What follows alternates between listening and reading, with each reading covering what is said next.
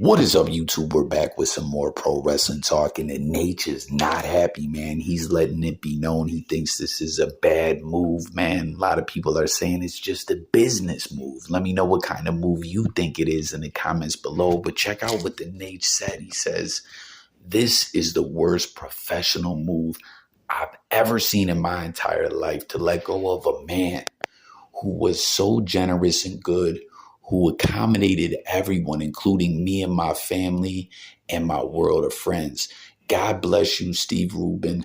I'm so sorry." And you see a lot of people in the comments talking about this. Many, said that they worked at different venues and stuff like that across the country, and they dealt with Steve Rubin, and that he was just a good, solid guy. He was good at his job. He had a good rapport with people, and he was the best man for the different jobs and roles that he filled, which was a few different ones. It was senior associative producer, director of TV relations, manager of TV events, senior manager of TV events and relations, just a lot of stuff dealing with people. I might have got some of those titles a little bit wrong, not exactly on the money, but it doesn't really matter. He was a guy that was doing business for the company for damn near 30 years, and he just lost his job. He's let go, and most people are, coming to the conclusion, and I myself am as well, as this guy never was,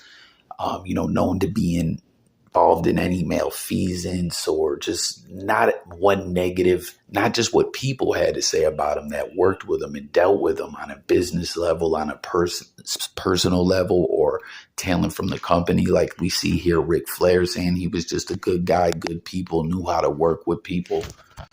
But just business wise, he never flucked up, and just in general, he never seemed to have gotten anything personally that reflected bad on the company. So it's like, damn, why is this happening? But, like I said, everyone's coming to the same conclusion that basically this is just part of that TKO merger, that TKO is overseeing everything now, as, it's not the same individuals running the show. Other people have stepped in with high authority, and everyone is basically up for review. It doesn't matter if you worked for the company for 5 years or damn near 30, like this gentleman, Steve Rubin.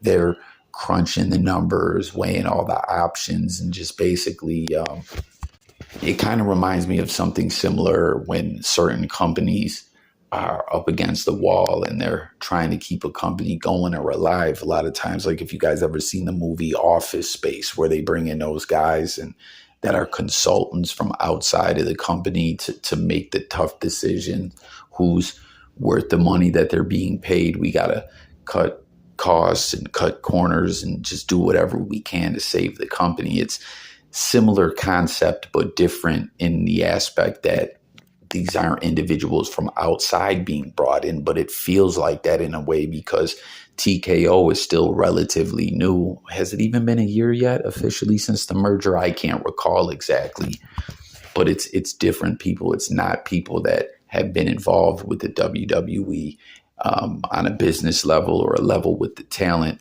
that has a rapport or understand how things works. So in a sense, even though they're not outsiders because they're a part of this overseeing power structure of TKO, they're outsiders because no one really knows them, and they're the ones calling the shots at who to keep. And it's also different in the aspect that that it's not a situation like I was speaking of when I was talking about Office Space and companies bringing in consultants to save money where they can, because it's not like that. TKO isn't up against the wall where they're losing all kinds of money. And what are we going to do? How are we going to keep the doors open? It's just them, poking their nose in to their own business. Nonetheless, they own it. But again, they're like outsiders, and they're just changing the structure of things up how they see fit. And, at the end of the day, even though no one likes it, even a legendary pro wrestling talent like the Naitch, who's been around forever and a day, from old times to the new,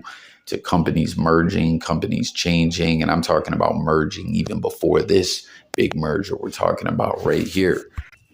It just kind of sucks in a way. They're deciding on what's what. with something they really just don't have knowledge of. As yes, business is business, and you can't have any heart when it comes to making business moves. As I say in good business, even though emotions and feelings and showing love to someone doesn't mix with the bottom line and profit margins, and where are we losing revenue, where are we gaining, and such like that. But it's still to have a little bit of emotion put into some business moves at the end of the day.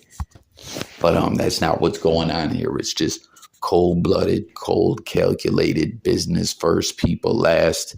And again, it feels like it's strangers doing it, even though they're not really strangers because they're running the show and own things now. You know, it's kind of wild, kind of crazy. And I see, like I said, all the people that have done business from venues and stuff like that with TV networks or just filling seats and stuff like that all say Steve Rubin was the man. I also see some people trying to shit on Ric Flair, talking about he's a drunk and what does it matter what Rick says and all that. And I mean, it does matter, right? If you love pro wrestling, we know that pro wrestling is different than the typical business or typical company. You know what I mean? Like the world of pro wrestling is a culture and a world all of its own, different from anything like we really know. And you know, the corporate powers that be that are stepping in, like ultimately they can and are and will continue to make the decisions that they want to make.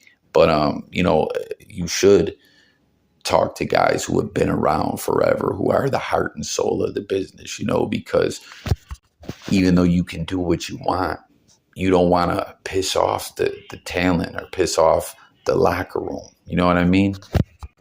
Like even Rome fell. Anything can fall, and shitting on things and just not giving a fuck what the talent who put their bodies on the line have to say. I don't know. I just don't think that's a good policy or a good way to go about doing things. But who knows? Maybe that's something, you know, this new power structure will have to figure out as they go. You know, I'm not familiar with who's all in power and who has a say about things, if there is really anyone who is representative of the talent of the business, of the culture of pro wrestling. You know, that would be a smart move to do. People are throwing Triple H's name out there, who's a guy that the locker room seems to mess with and have love for, but this seems to be something above his pay grade. So who knows if this will be something that, you know, will be an issue down the road, that any rapport between the locker room, the wrestlers, and the corporate power structure, you know, there's got to be a rapport there. Things is just going to go bad at the end of the day, if you ask me. But there you have it, man. Steve Rubin gets his walking papers. The Naitch ain't happy. How do you feel about it? Jump in the comments below. Let's talk about it all. Subscribe and stay tuned for more pro wrestling news and pro wrestling talk. Old wrestling, new wrestling, and everything in between. Peace.